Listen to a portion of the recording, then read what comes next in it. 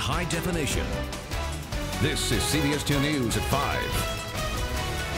LA's police chief makes a major announcement to the media almost a week after journalists and protesters were roughed up by riot squads. Good afternoon, everyone. I'm Juan Fernandez, in today for Glenn Walker. Hello, everyone. I'm Linda Alvarez. Thanks for joining us. And it is our top story at 5 o'clock. LAPD Chief William Bratton has now pulled dozens of his elite officers off the streets after the violence at last week's May Day rally. CBS 2's Lonnie Rivera is live in MacArthur Park with a look at what has been a very busy day of outreach for both the chief and the mayor. Lonnie. A very busy day, Linda. Before they came here to this park, the chief made a major announcement. He's taking members of the elite squad off the streets in light of what happened here on Tuesday. Side by side, the mayor and police chief of Los Angeles reached out to these families at MacArthur Park. It's a step towards healing after Tuesday's mayhem during an immigration rally left marchers and members of the media wounded. That they have every right to picnic and or protest if that be their inclination. Earlier in the day, Mayor Villaraigosa attended a Mass for Peace. Cardinal Mahoney spoke words of comfort during a tense time. We pray for those who are injured. And I don't want the events of one day to take away from the name of MacArthur Park. As for the ongoing investigation into Tuesday's violence, Chief Bratton says officers from the Metropolitan Division B platoon have been ordered to stand down. As many as 60 officers on the elite unit will no longer be on the streets until findings are presented at a May 30th City Council meeting.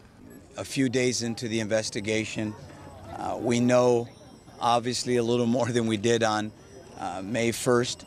And in the days to come, Mayor Villaraigosa says the truth will come out and those responsible will be brought to justice. If there is wrongdoing at the end of this investigation, there will be people held accountable. And of course, the investigation is ongoing, but the chief says members of the Platoon B may have been either misguided or failed to follow proper procedure. Live in MacArthur Park, Lonnie Rivera, CBS 2 News. Back to you. Thank you for that, Lonnie. Earlier, Chief Bratton met with journalists to discuss what went wrong during the May 1st rally. He told reporters the number of rubber projectiles shot into the crowd was about 146, not 240, as reported earlier. He also took time to offer a general apology to members of the news media who were roughed up during the confrontation with protesters, including CBS 2's Carl Stein, who was hit in the ribs and had his camera pulled away. I can, however, feel very comfortable apologizing in general, particularly to the members of the press corps that were there, that were the subject of what I believe were inappropriate actions on the part of some members of that unit. Chief Bratton also said that in the future, he will look for ways to better identify members of the news media that would help avoid another similar confrontation. All right, Linda, now to Iraq, where it's been a deadly weekend for U.S. troops there. The military says 12 soldiers died, but as CBS 2's Tracy Strahan reports, Iraqi civilians were also targeted. It's still the target of choice for insurgents, a market full of shoppers and another parked car packed with explosives. Innocent people were killed, this Iraqi says, women and children, so many. In fact, Sunday's bombing in western Baghdad left 44 dead and dozens injured. This attack near the Minister of Labor's house killed another 4. U.S. troops also paid a heavy price Sunday. 6 soldiers and a journalist were killed in a roadside explosion outside Baghdad. 6 additional soldiers died this weekend, fueling greater frustration over the U.S.-led security crackdown, now into its 11th week. The security situation is complex and challenging. Our efforts may get harder before life gets easier for the Iraqis. On Sunday, U.S. aircraft carried out strikes on 4 homes of suspected Shiite militants in Sadr City. One house was reduced to rubble and several people were injured. Why did they bomb us? This resident asks. What have we done? We have done nothing wrong. U.S. and Iraqi troops continued their raid on foot, searching house to house. One U.S. soldier feels the crackdown is working. The people are very receptive. They seem happy to see us. They seem very happy to see the National Police doing their job. But it may be the American people who ultimately decide if the security crackdown is worth the price. A leading Republican said today GOP support for the war could waver if President Bush's Iraq war policy does not succeed by the fall. Tracy Strahan, CBS 2 News. 2 U.S. soldiers serving in Afghanistan were also killed today. Military officials say they were shot and killed by an Afghan soldier just outside a top security prison near the capital city of Kabul. The U.S. soldiers were working as mentors to Afghan troops, providing security in the region and in the prison. The killer was then shot dead by other Afghan soldiers. Linda? Well, the hot and windy weather has put us on a red flag alert for potential wildfires. And CBS Susie Suh is live in Stevenson Ranch with more. Susie. Well, Linda, what a beautiful day, the perfect day to get out and enjoy some of this gorgeous sunshine. But you know, firefighters say these are actually the perfect ingredients for fire danger. Just to give you a little bit of an example, this is what we see so much of here in Southern California, very dry and very brittle vegetation.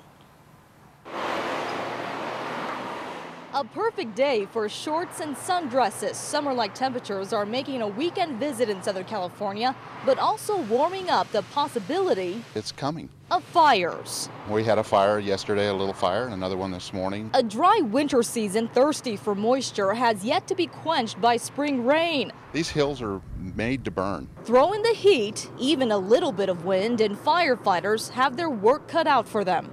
We have our dozer teams here on duty early this year. Strike teams in the Malibu, so we're just manning up. Red flag warnings are in effect from Los Angeles to Santa Barbara counties. Officials say no major brush fires have been reported yet, but make way for help to come through just in case. Incident comes up close to a house, we want to be able to get in there and protect lives and property. That's our biggest thing. And firefighters also say that if you haven't done so already, make sure to clear that brush in and around your home. We're live in Stevenson Ranch. Susie Suh, CBS 2 News. Back to you. Good advice. Thank you, Susie. Will the strong winds continue through the week? Well, CBS 2's Kai Goldberg will join us later in this newscast with his 8-day weather forecast. Juan. The tornado that destroyed almost an entire Kansas town was an F5. That's the most powerful possible. And more tornadoes hit the Midwest last night, claiming another victim. At least 10 people were killed during the weekend storms. CBS 2's Drew Levinson shows us how residents are trying to pick up the pieces of their lives. If pain has a look, this is it. Etched across the faces of best friends Christy Clark and Georgina Rodriguez. Yeah, why don't you get over there? Clark's house in Greensburg, Kansas was literally blown off its foundation. It's gone. I mean, everything's gone. I mean, I think of things, you know, that I had that can't be replaced, like, you know, pictures and things. What Clark didn't lose was Rodriguez. She now lives with her. Somehow, someway, that massive tornado that descended from the heavens and left hell in its wake missed Rodriguez's home. What goes through your mind when you see what happened to your neighbors? I feel guilty. Why? I have so much. She has so little. She has nothing. In fact, just about everyone here has nothing. No home, no car, hardly any clothing. And many people don't even have insurance. Still, they'll tell you they're lucky to be alive.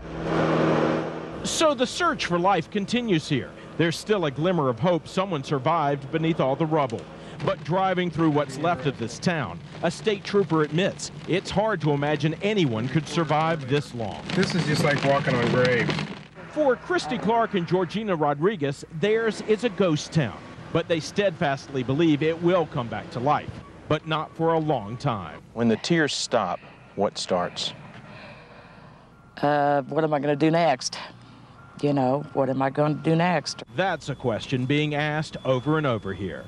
In Greensburg, Kansas, Drew Levinson, CBS 2 News. The last time a tornado hit that strong was back in 1999. It touched down in Oklahoma, killing 36 people. The wind was clocked between 260 and 300 miles per hour. It left a trail of destruction nearly 40 miles long. The tornado destroyed more than 10,000 buildings and caused more than $1 million in damage. One man is dead and a firefighter is in the hospital with serious injuries after a fire guts a 2-story home in Koreatown. Firefighters found the body of a 78-year-old man while they were putting out the flames early this morning.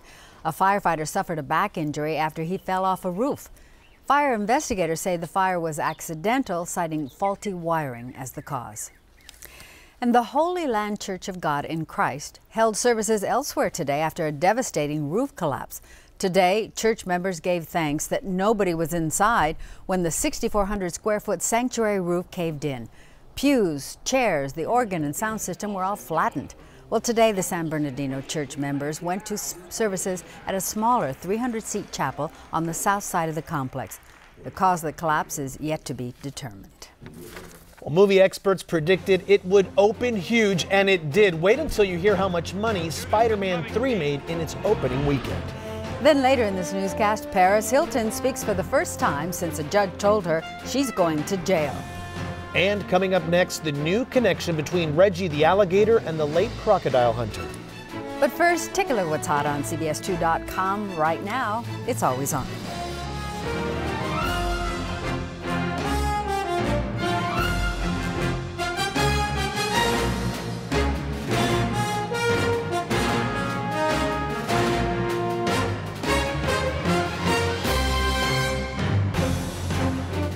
Chopper 2 aerial coverage brought to you by Stater Brothers, an American tradition in your hometown.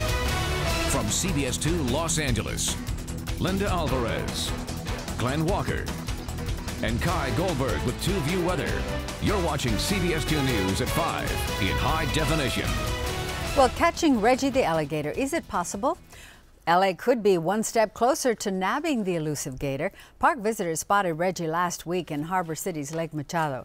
It was the first time in a year and a half the wayward gator had been seen. You can see his eyes right there. Now, LA City Councilwoman Janice Hahn says plans are in the works to bring late crocodile hunter Steve Irwin's team here to Los Angeles. She says before his death, Irwin promised to return when Reggie came out of hibernation. Well, Hahn says the team could be here within the next 2 weeks. Spider-Man is swinging away with the web full of cash this weekend. Remember Ben Parker? The old man you shot down in cold blood? Oh yeah, the superhero's latest adventure, Spider-Man 3, smashed box office records, making a whopping, get this, $148 million in its first 3 days. That beats the $135 million record set by Pirates of the Caribbean, Dead Man's Chest. Disturbia came in second with $5.7 million, followed by Fracture, The Invisible, and Next. And they rolled out the green carpet in Westwood today for the premiere of Shrek the Third. Plenty of celebrities were on board for the premiere at Mann's Village Theater. Eddie Murphy was there, talked about donkeys. Antonio Banderas commented on his motivation for getting into his kitty cat character. And Cameron Diaz looked like she was just having a good time, doesn't she? Other stars on hand included Shrek star Mike Myers and director Steven Spielberg also. And there's Shrek. This time, Shrek is faced with the dire possibility that he might just have to be king.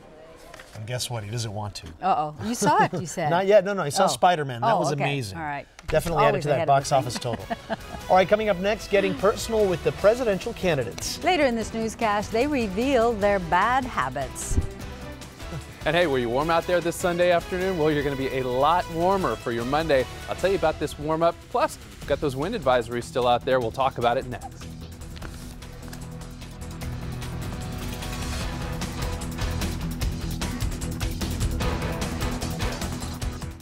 Well, not only did we have warm temperatures, but gorgeous blue skies, Linda, but there's a button there somewhere, isn't there? Absolutely. How long can it last? Right. And I guess we're going to have to suffer with a little bit of heat. And what else were you talking about, Kai? We're heat, wind. We're going to talk about more heat on the way for tomorrow. We thought it was a warm day today, but it's nothing compared to tomorrow. Uh-oh. Yeah, that's a hint of what I'm about to talk to you about. Again, we're going to look at a very warm day coming your way for the beginning of your work week. Good advice. Thanks a lot. Loving it. Thanks, Kai. Another big win for conservatives in France. Nicolas Sarkozy easily beat socialist rival Ségolène Royal, ending her hopes of becoming France's first woman president. Sarkozy immediately signaled his win would mean friendlier relations with the U.S., but urged America to take the lead on climate change. President Bush called the new president-elect to offer congratulations. Voter turnout was upwards of 85%, the highest in 40 years. You didn't know Linda's French was that good, did you? Huh? Well, just to pronounce the names. Okay. All right. Coming up next, a graduation day that was all in the family. Still ahead, see what makes these graduates so special. And coming up next, Paris Hilton talks for the first time since learning she'll spend part of her summer behind bars. Cruel and unwarranted, that's what socialite Paris Hilton says about her 45-day jail sentence. A judge sentenced the heiress of the Hilton hotel chain on Friday for violating her probation when she drove with a suspended license. Hilton told the paparazzi this weekend that she told the truth when she testified she thought it was okay to drive. She also said she felt she was being treated unfairly and didn't deserve it. Hilton is scheduled to report to jail next month. A mother and daughter got to share the college graduation experience today together as they both moved the tassel to the left. Take a look. Florine and Shanika Moore both graduated at the top of their class from North Carolina Central University in Durham this weekend. Both art teachers who went back to college to earn their master's degrees in school administration. So what's it like to have your mother sitting next to you in class? Take a listen. There were times when she told me that I need to, stop talking so much. So she may have, told me shh a couple of times, but other than that, it was a great experience. Well, they both got their diplomas with perfect 4.0 grade averages, and both women want to work as assistant principals with the ultimate goal of becoming a principal. The only question is, who will get that job first? Who knows? That is just a fabulous story. Absolutely. Congratulations Yes. to both. Absolutely. All right, you have any bad habits that you want to talk about? Well, the presidential candidates supposedly fess up. That's right. Still ahead, what they say is their worst bad habit. Stay with us. CBS 2 News at 5 o'clock continues in just a second.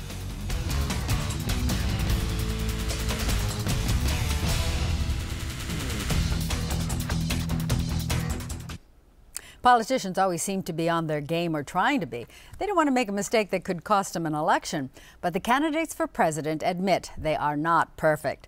The Associated Press asked them about their bad habits. Well, New York Senator Hillary Clinton says her worst habit is eating chocolate. Illinois Senator Barack Obama says his is checking his BlackBerry too often. Former North Carolina Senator John Edwards says his bad habit is drinking orange soda. Boy. Former New York Mayor Rudy Giuliani admits he talks too much. Arizona Senator John McCain says his bad habit is drinking coffee. And former Massachusetts Governor Mitt Romney says he just fidgets too much. Scandalous. Absolutely scandalous. Well, that's our news at 5 o'clock. I'm Juan Fernandez. I'm Linda Alvarez, along with Guy Goldberg. We know you have many choices for news, and we thank you for choosing us here, the new HD CBS 2 News. Remember, we're always on at CBS2.com. See you then.